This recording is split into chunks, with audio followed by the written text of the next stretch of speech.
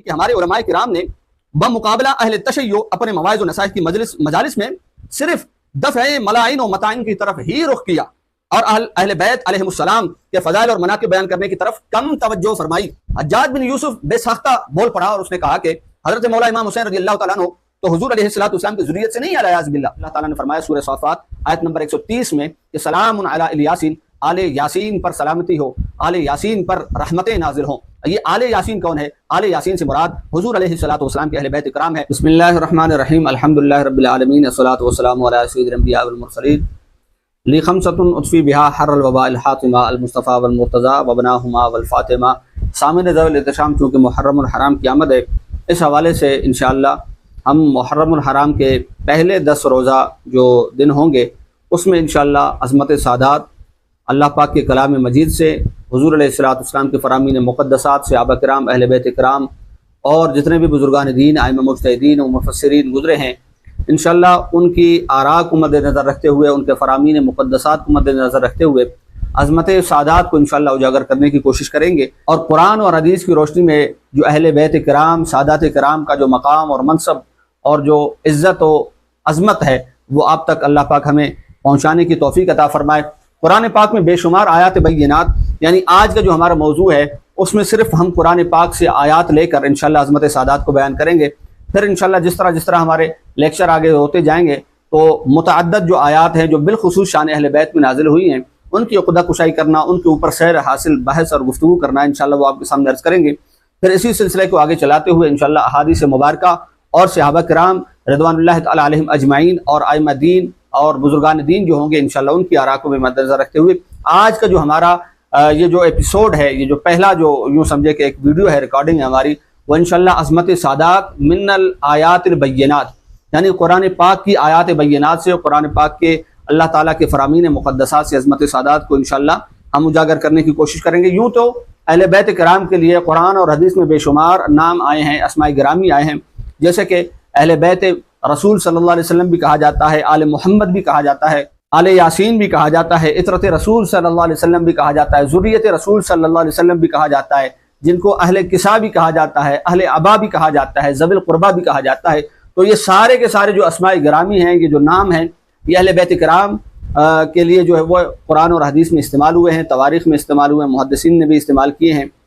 اب آئیے وہ آیات بینات کے جس میں اللہ تعالیٰ نے سادات کرام کی فضیلت کو اجاگر کرتے ہوئے اس میں واضح طور پر ارشاد فرمایا۔ اللہ تعالیٰ نے فرمایا سورہ صافات آیت نمبر 130 میں کہ سلام علی الیاسین، آل یاسین پر سلامتی ہو، آل یاسین پر رحمتیں نازل ہوں۔ یہ آل یاسین کون ہے؟ آل یاسین سے مراد حضور علیہ السلام کے اہل بیت کرام ہے۔ اب وہ نفوس قدسیہ کہ جن کے اوپر اللہ کی ذات و سلامتی کے وہ یوں سمجھے کہ پروانے جاری فرمائے، تو ان کا مقام و مرتبہ کون کوئی سمجھ سکتا ہے، جن کی عظمت اللہ تعالیٰ نے قرآن پاک میں واضح طور پر ارشاد فرمائی۔ اللہ کے پیارے نبی علیہ السلام نے اپنے فرامین مقدسات میں اٹھتے بیٹھتے اپنے افعال و اقوال اور کردار کے ذریعے، گفتار کے ذریعے اللہ کے پیارے محبوب علیہ السلام نے آخر لمحے تک اپنی زندگی کے جو ظاہری زندگی حیات مبارکہ کے آخری جو لمحات ہیں اس تک سرکار علیہ السلام اپنی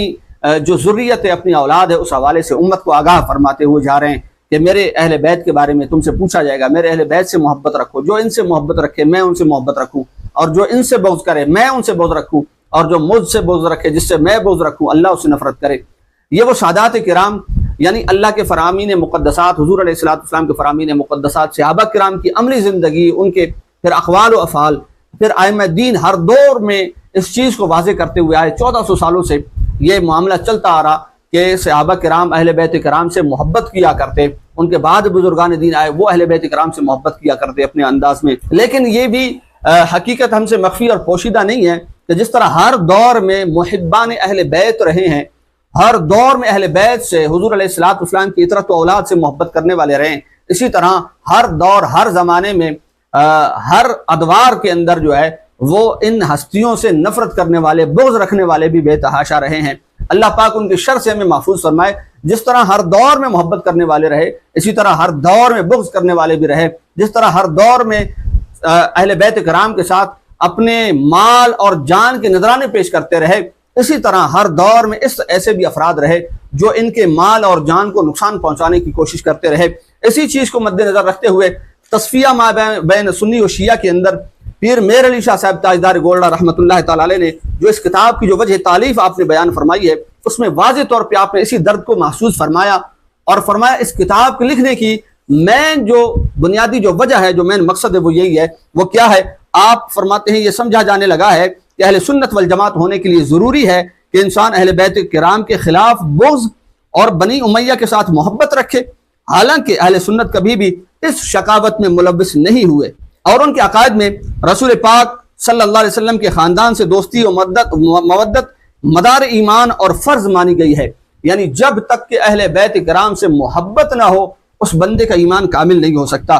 اس نئے رجحان کی وجہ یہ معلوم ہوئی کہ ہمارے علماء کرام نے بمقابلہ اہل تشیع اپنے مواعظ و نصائح کی مجالس میں صرف دفع ملاعین و مطاعن کی طرف ہی رخ کیا اور اہل بیت علیہم السلام کے فضائل اور مناقب بیان کرنے کی طرف کم توجہ فرمائی۔ تاجدار گولڑا پیر میر علی شاہ صاحب رحمۃ اللہ علیہ نے واضح طور پہ اپنے اس بیان میں فرمایا، وجہ تالیف میں بیان فرمایا، اس درد کو اپنے مافی ضمیر کو بیان فرمایا۔ آپ نے فرمایا ہمارے علماء کرام جو ہیں انہوں نے بمقابلہ اہل تشیع اپنے مواعظ و نصائح کی مجالس میں صرف دفع ملاعن و مطاعن کی طرف ہی رخ کیا اور اہل بیت علیہم السلام کے فضائل و مناقب بیان کرنے کی طرف کم توجہ فرمائی، حالانکہ ہونا تو یہ چاہیے تھا کہ اہل بیت کرام علیہم السلام کے فضائل اس قدر بیان کیے جاتے کہ جس طرح اللہ کے نبی علیہ الصلوۃ والسلام نے بیان فرمائے، اور اس طرح بیان کیے جاتے ہیں جس طرح کے خلفائے راشدین نے بیان فرمائے، اور اس انداز میں بیان کی جاتے ہیں جس طرح کے عشر مبشرہ نے بیان فرمائے۔ وہ تفصیل انشاءاللہ جب ہم صحابہ کرام اور تابعین اعظام رضوان اللہ تعالی علیہم اجمعین کی جو بحث ہوگی، ان کا جو ویڈیو ہم بنائیں گے انشاءاللہ کہ ان کی عقیدتیں اور محبتیں اہل بیت کرام کے ساتھ کیسی تھی، اس میں انشاءاللہ ہم یہ آپ کے سامنے ثبوت پیش کریں گے کہ صحابہ کرام کی، تابعین کی اور تبع تابعین کی، ائمہ دین کی کس طرح کی عقیدتیں اہل بیت کرام کے ساتھ ہوا کرتی تھی۔ بہرحال آگے چلیے، اب یہاں پر پہلی آیت مقدسہ میں آپ کے سامنے عرض کرتا چلوں، آل عمران آیت نمبر 61، اللہ تعالیٰ نے فرمایا فمن حاجک فیہ من بعد ما جاءک من العلم فقل تعالوا ندعو ابناءنا وابناءکم ونساءنا ونساءکم وانفسنا وانفسکم ثم نبتہل، یعنی اللہ تعالیٰ نے فرمایا کہ اے پیارے نبی آپ تعالو ان سے فرما دیجئے کہ ندعو ابناءنا وابناءکم، بلاؤ تم بھی ہم بھی بلائیں گے، تم اپنے بیٹوں کو بلاؤ ہم اپنے بیٹوں کو بلائیں گے، اور تم اپنی عورتوں کو بلاؤ ہم اپنی عورتوں کو بلائیں گے، اور تم اپنی زوات کو اپنی جانوں کو بلاؤ اور ہم اپنی جانوں کو بلائیں گے۔ اچھا، یہاں پر اللہ کے پیارے محبوب علیہ الصلوۃ والسلام نے جب یہ آیت مباہلہ اس آیت کو آیت مباہلہ کہا جاتا ہے، اس کی تفصیل تو انشاءاللہ ہم اسی کے ویڈیو میں جب ہم باقاعدہ آیت مباہلہ کے اوپر گفتگو اور ڈسکس کریں گے انشاءاللہ ہم آپ کے سامنے عرض کریں گے مکمل ایک تفصیل اس کی۔ دوسرے نمبر پہ جو آیت مقدسہ ہے، اب چونکہ بعض حضرات یہ کہہ سکتے ہیں کہ یہ عظمت سعادات جو آپ جتنی بھی آیات پڑھ رہے ہیں اس سے مراد 5 تن پاک 4 تن پاک ہیں، حضرت خاتون جنت رضی اللہ تعالیٰ عنہ، حضرت مولا مشکل کشا حضرات حسنین کریمین رضی اللہ تعالیٰ عنہم اجمعین، وہ ہیں اور ان سے مراد بعد والے سعادات نہیں ہیں۔ تو میں یہی عرض کرتا چلوں کہ یہاں پہ حضور علیہ الصلوۃ والسلام نے حضرات حسنین کریمین کو اپنے بیٹوں میں شمار فرمایا ہے، تو ان کی جو اولاد ہوگی ظاہر سی بات ہے وہ بھی اسی آیت کے تحت داخل ہوگی۔ اور آگے چلیے، وَمِن ذُرِّيَّتِهِ داؤد وسلیمان، یہ آیت سورہ انعام آیت نمبر 84 اور 85 میں کہ وَمِن ذُرِّيَّتِهِ داؤد وسلیمان وَأَيُّوبَ وَيُوسُفَ وَمُوسَى وَهَارُونَ وَكَذَلِكَ نَجْزِي الْمُحْسِنِينَ وَزَكَرِيَّا وَيَحْيَىٰ وَعِيسَىٰ وَإِلْيَاسَ كُلٌّ مِّنَ الصَّالِحِينَ۔ حضرت امام باقر رضی اللہ تعالیٰ عنہ خلیفہ ہارون رشید کے دربار میں موجود تھے کہ خلیفہ ہارون رشید نے یہ سوال کیا کہ یہ جو سادات کرام ہیں، اہل بیت کرام ہیں، یہ حضور علیہ الصلوۃ والسلام کی اولاد کس طریقے سے بنتے ہیں؟ کیونکہ ظاہر سی بات ہے اولاد کا نسب جو ہے وہ اپنے باپ کی طرف چلتا ہے، نہ کہ ماں کی طرف سے چلتا ہے۔ تو والد تو سب کے حضرت مولا علی شیر خدا کرم اللہ تعالی وجہ الکریم کی ذات ہے۔ حضرت فاطمہ الزہرا رضی اللہ تعالیٰ عنہ والدہ ہیں، تو ان کے نسب سے حضور کے اولاد کس طرح سے بنتے ہیں؟ اس پر حضرت امام باقر رضی اللہ تعالیٰ عنہ نے یہ آیت مبارکہ پڑھی اور فرمایا کہ اے خلیفہ ہارون رشید، اللہ تعالیٰ نے حضرت عیسیٰ علیہ السلام کو اس آیت مقدسہ کے اندر سورہ انعام آیت نمبر 84 اور 85 میں حضرت عیسیٰ روح اللہ علیہ نبی علیہ الصلوۃ والسلام کو اللہ تعالیٰ نے حضرت آدم علیہ السلام کی اولاد اور بیٹا کہا ہے، حالانکہ حضرت عیسیٰ علیہ السلام کا کوئی والد نہیں ہے، وہ اپنی والدہ کے شکم سے، اپنی والدہ کے نسب سے حضرت آدم علیہ السلام کے بیٹے بنتے ہیں۔ جب عیسیٰ علیہ نبی علیہ السلام اپنی والدہ کے نسب سے، والدہ کے شکم سے ہو کر آدم علیہ نبی علیہ السلام کی اولاد بن سکتے ہیں، تو ہمارے پیارے نبی محمد رسول اللہ صلی اللہ تعالیٰ علیہ وآلہ وسلم کی جو اولاد ہے وہ حضرت خاتون جنت سلام اللہ علیہ وعلی ابیہا کے نسب سے اور آپ کی شکم سے حضور علیہ السلام کی اولاد کیوں نہیں بن سکتے؟ اور یہی روایت جو ہے عقائد و مسائل کے اندر شرف ملت علامہ عبدالحکیم شرف قادری رحمۃ اللہ تعالی علیہ نے یہ روایت بیان فرمائی ہے، اور اسے مجمع الاحباب کا حوالہ دے کر آپ نے پیش فرمایا ہے۔ صفحہ نمبر 88 ہے، علامہ عبدالحکیم شرف قادری رحمۃ اللہ تعالی علیہ نے مکمل روایت پیش کی ہے۔ اور اس پر ساتھ یہ بھی عرض کرتا چلوں کہ ایک مرتبہ حجاج بن یوسف کے دربار میں اسی طرح امام حسین رضی اللہ تعالیٰ عنہ کا تذکرہ چلا، تو اس نے کہا کہ لم یکن من ذریۃ النبی صلی اللہ علیہ وسلم۔ حجاج بن یوسف بے ساختہ بول پڑا اور اس نے کہا کہ حضرت مولا امام حسین رضی اللہ تعالیٰ عنہ تو حضور علیہ السلام کی ذریت سے نہیں، علیہ باللہ، تو پھر یہ شان کیسی، یہ مقام و مرتبہ کیسا؟ اس پر یحییٰ بن یعمر وہاں بیٹھا ہوا تھا، اس نے فوراً کہا کذبت ایھا الامیر، اے امیر تو نے جھوٹ کہا ہے اور بہت بڑا افتراء اور بہتان باندھا ہے حضرت مولا امام حسین رضی اللہ تعالیٰ عنہ کی ذات بابرکات پر۔ تو وہ حجاج بن یوسف تو ویسے بڑے، جہاں پہ نام ظلم کا آتا ہے وہاں پہ حجاج بن یوسف کا نام آتا ہے، تو حجاج بن یوسف نے فوراً کہا، اس نے کہا کہ تو نے میری تکذیب کی ہے، مجھے جھوٹا گردانا ہے، مجھے جھوٹا کہا ہے۔ اب یا تو یہ ہے کہ حضرت مولا امام حسین رضی اللہ تعالیٰ عنہ اور آپ کی اولاد کو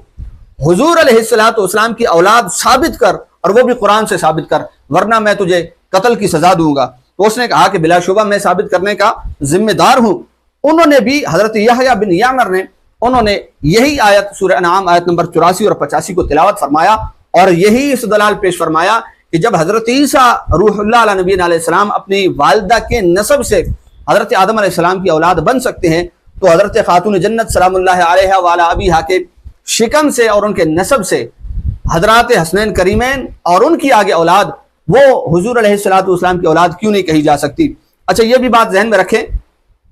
اگلی جو آیت مقدسہ میں آپ کے سامنے عرض کرنے جا رہا ہوں وہ آیت تطہیر کہلاتی ہے، اور انتہائی معروف آیت ہے جسے کہا جاتا ہے آیت تطہیر۔ سورہ احزاب آیت نمبر 33 میں اللہ تعالیٰ نے فرمایا انما یرید اللہ لیذھب عنکم الرجس اہل البیت ویطہرکم تطہیرا، بلا شبہ اللہ تعالیٰ ارادہ فرماتا ہے تاکہ دور رکھے تم سے ناپاکی کو، رجس کو، پلیدی کو، اے اہل بیت ویطہرکم تطہیرا، اور تمہیں خوب پاک اور صاف ستھرا کر دے۔ اب دوبارہ میں تصفیہ کی طرف پیر میر علی شاہ صاحب رحمۃ اللہ علیہ کی بارگاہ میں حاضر ہوں گا اور ان سے عرض کروں گا کہ حضور آپ ہماری رہنمائی فرمائیے کہ یہ جو آیت تطہیر ہے، آیا صرف اہل ابا، اہل کسا اور وہ چار تن پاک کے لیے ہے، یعنی حضرت خاتون جنت سلام اللہ علیہ وعلی ابیہا اور حضرت مولا علی شیر خدا کرم اللہ تعالی وجہ الکریم اور آپ کے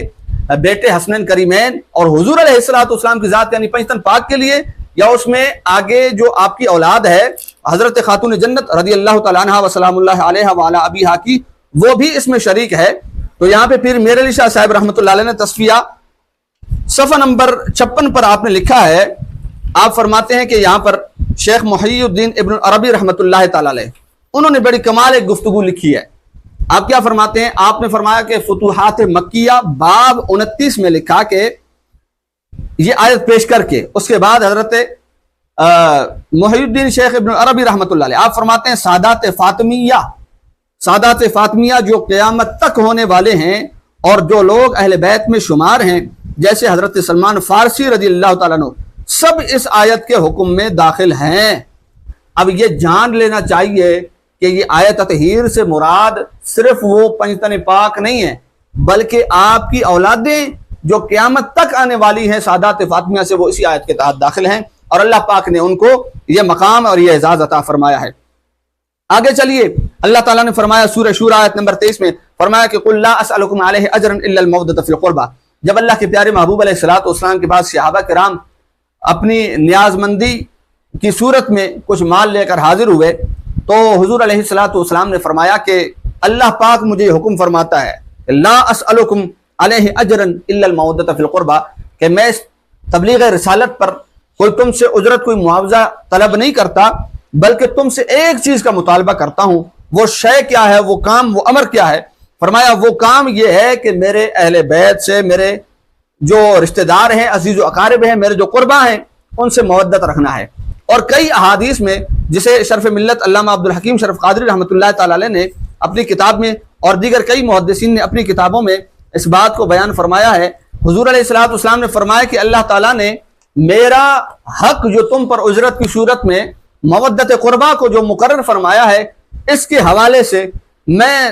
روز محشر تم سے مطالبہ کروں گا، تم سے سوال کروں گا اور تم سے پوچھوں گا کہ تم نے میرے اہل بیت کرام کے ساتھ کیا معاملہ فرمایا ہے۔ اور یہ جو روایت ہے اسے